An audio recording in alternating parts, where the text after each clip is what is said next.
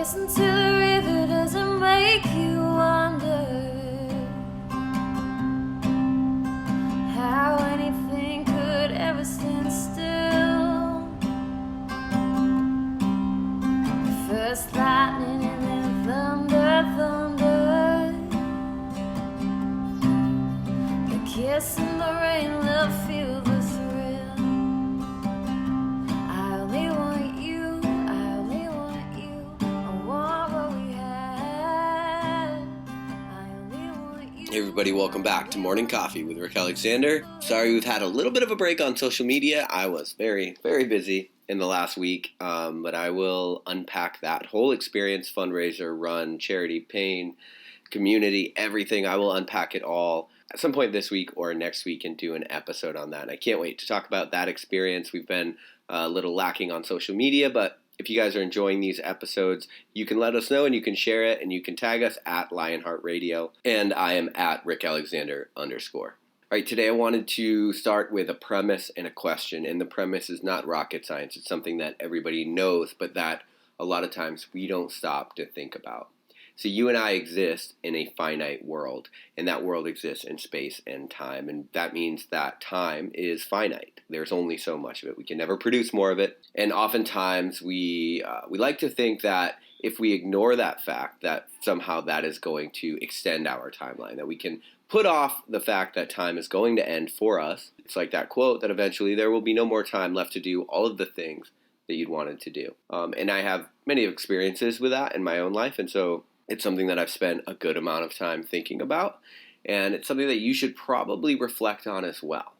Because my question for you today is, what are the things that you're spending your time doing giving you? See, you have 24 hours in the day. You're going to sleep for a certain percentage of those. And the reason you're going to sleep for a certain percentage of those is sleep gives you something. It gives you recovery, and it gives you vitality, and it gives you energy, right? It gives it to you so much that without having those things, it is literally a showstopper. And so for you, sleep is inevitable. It's going to happen. It's a fact of life. So my question pertains to all of the ways that you're spending your time and the things that you are doing outside of when you are sleeping. And, one of the ways to know whether what you are doing is in alignment with you, whether it's really authentic, whether it's an actual true passion, is passions should give you energy. So you should do something, and when you do that thing, it should give you an amount of energy back. So for example, when I write or when I podcast, I leave podcasting or interviewing with somebody with a ton of energy. I have new ideas. My mind is going. My world is literally shifting as I'm trying to map out new areas of it. And so the people that you spend your time with should do that exact same thing for you. When you have coffee with somebody, you guys should have a conversation that's mind expanding, and you should leave there with energy. And if you leave there feeling like you gave a lot more than you got, then it might not be a very productive relationship.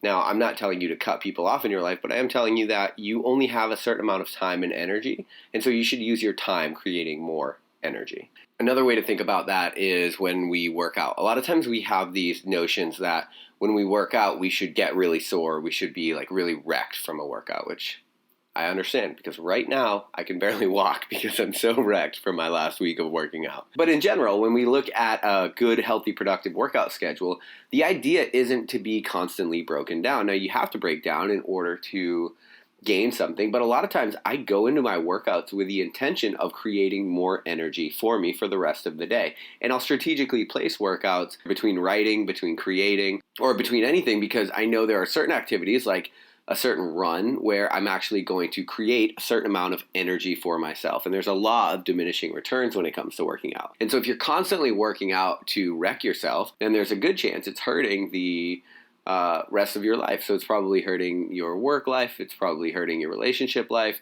And so there are a lot of different ways to gauge whether what you are doing is successful or not. But you should just be careful that you're allowing the right things to be in the driver's seat, to dictate your time, right? Because we don't want to become a slave to our own mentality. If you are driven to work out and you're driven to achieve a goal, that's amazing. But it shouldn't come at the price of your sex drive or your ability to sit at your desk and do your job or whatever it is, whatever the things that you prioritize are. I think today you should take a minute and think about all of the ways that you spend your time, from the time that you wake up to the time that you go to bed, and think about the energy that you get back from those things.